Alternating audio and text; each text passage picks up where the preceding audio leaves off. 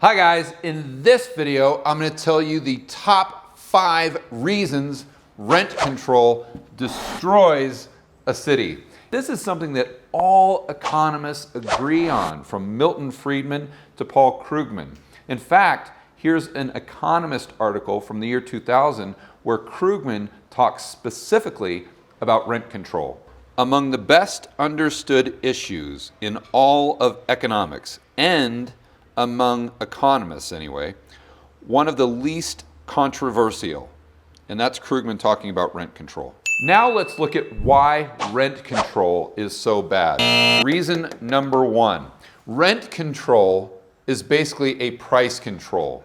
And we know that if we put a limit on a price of something, that we're also going to limit the supply. Here's a quick graph of rent and housing supply. So on our vertical axis, we've got the price of rent. So rents are going up here.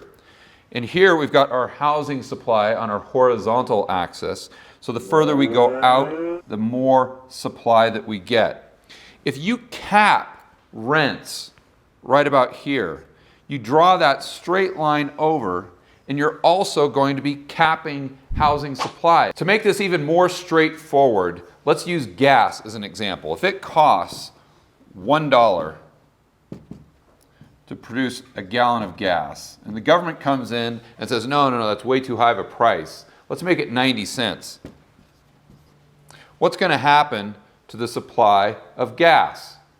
Obviously, if it costs more to produce than you can sell it for, the quantity or the supply of gas is going to go down.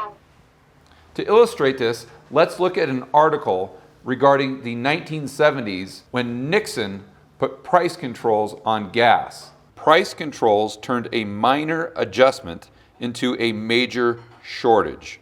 He went on to say the best response would have been to let prices rise, giving oil companies an incentive to produce more, and consumers an incentive to concern. But this basic level of economics is seldom understood by the public, which often demands political solutions that turn out to make matters worse. And like I always say, the cure for high prices are high prices, but you've got to combine that with also relaxing the building codes. Let's look at Houston and Los Angeles. That's always a good example to use. Where LA, they've got tons of building codes, where Houston, they don't have very many building codes at all. The result is both places you have a very similar median income, but the cost of housing is far lower in Houston. Another great example is right here in Medellin, Colombia. There's very few restrictions on building here, so for residential, they build up, which keeps the prices reasonable. Let's cut to a drone shot so you can see exactly what I'm talking about.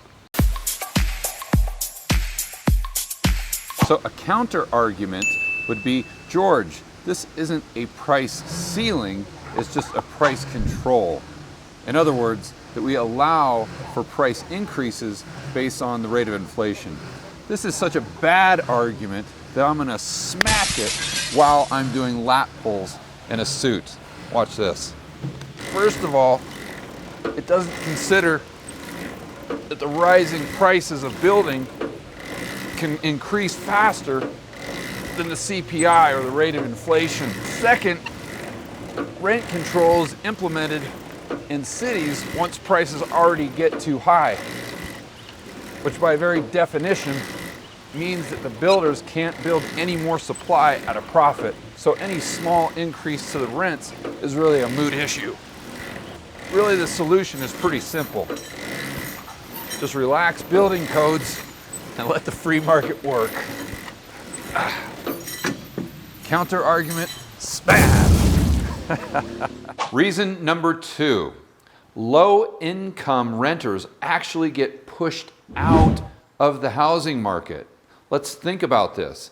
If you're a landlord, you want the best renter possible, meaning the person with the best credit score, the person that's most capable of actually paying rent. So if you have a line of people just waiting to rent your property, you're going to go with the person that has the 750 credit score. You're going to go with the person that's earning $100,000 a year. And that person that's struggling to get by, the person that actually needs the lower priced rent, they're going to get completely pushed to the side. So regardless of the intentions of rent control, what it actually becomes, like this article points out, is it turns into welfare for the rich. So another counter argument is gentrification, meaning when new construction comes in, it takes out those old buildings where the low rents were. In other words, it displaces low-income renters. Let's look at this example right here. Behind me is some older buildings, some older properties, and the rent in here would most likely be pretty low. Right across the street, if you pan over there, we've got the brand new click-clack high-end luxury hotel. They built this within the last 6 months to a year. Before they built this, that entire block was housing just like this.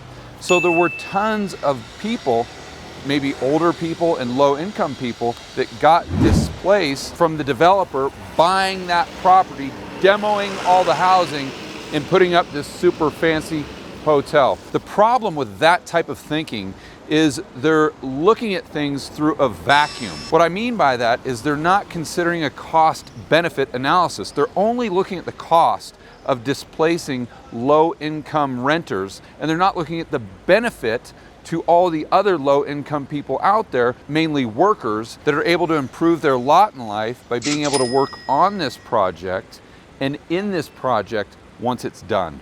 So this hotel with 123 rooms, 4 restaurants, and an upstairs bar created at a minimum 80 very good paying jobs.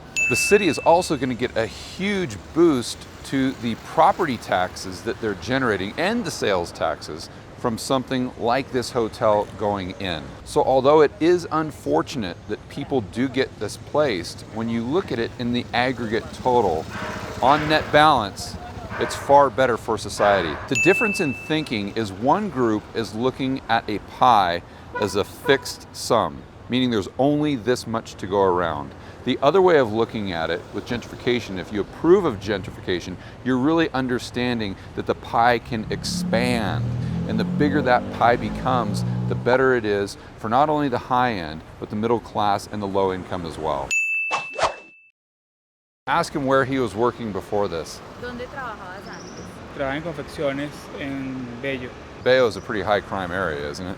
Sí, sí. Is your job here better than the job that you had in Bello?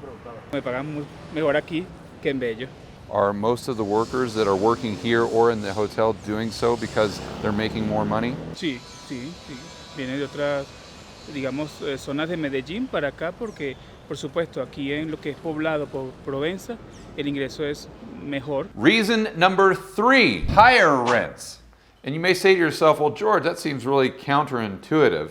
But let me explain. I've got a lot of rental properties right now in Kansas City.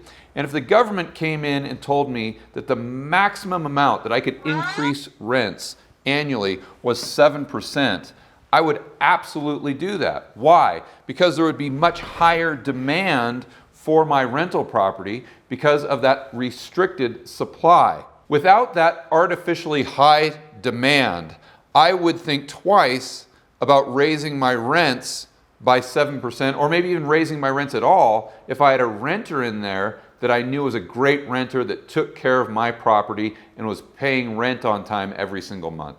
Another reason why I would make sure that I raised rents by at least 7% every single year is I don't know when the government is going to come back in and tell me that now I can only raise rents by 2% per year. It's like so many other government programs where the results are actually the opposite of the intentions. Reason number 4, rent control creates a horrible misallocation of resources. If you're a home builder in one of these markets where there's rent control, the only place where you can actually make profit is at the high end, at the luxury end. So it diverts all of those resources from building low-income housing, all of the manpower, labor, materials, and it diverts it into creating an oversupply of luxury housing. According to this New York Times article, if you look at all of the luxury apartments built from 2013 to today, 25% of those apartments are still on the market. So you have this massive oversupply on the luxury end, and you have a massive undersupply on the lower end. That is a misallocation of resources resulting specifically from rent control. And to talk about this a little bit further, here's economist Thomas Sowell. Of course, luxury housing and ordinary housing use much of the same labor, the same materials. And so therefore, all the materials that would otherwise have gone into making ordinary housing goes into building luxury housing. Reason number 5, the moment you've all been waiting for. Let's cut to that hidden camera footage of an actual renter talking to their landlord. Landlord, you need to come over to my apartment right away. My hot water heater is broken. I'm not going anywhere and I'm not fixing anything. Why not? Because it's a rent control apartment. But don't you care about me as a renter? No, I got 100 people waiting for that apartment. Oh, man. Wait, Thomas, is he in frame? Oh, dude, that ruins the shot. Now you can't tell it's a hidden camera. All right, so obviously that wasn't actual footage, but I wanted to play around with it a little bit just to drive home the point of reason number 5.